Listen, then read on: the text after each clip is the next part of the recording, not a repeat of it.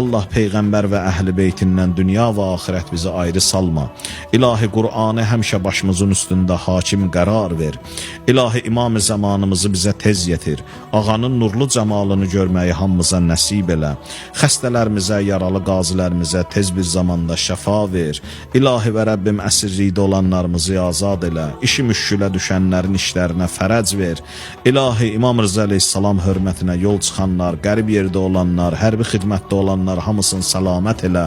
İlahi ruzumuzu həlalından və biminnət bizə nəsib elə. İlahi və Rəbbim Peyğəmbər və əhl-i beyti hörmətinə hər kəsin ürəyində nə mətləbi duası varsa rəva elə.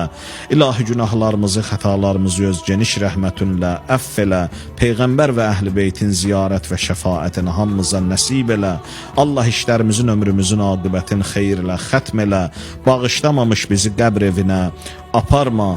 Allah hər kəsin ürəyində nə hacəti duası varsa inşallah bu əziz günə xatir, cümə gününə xatir qəbul elə.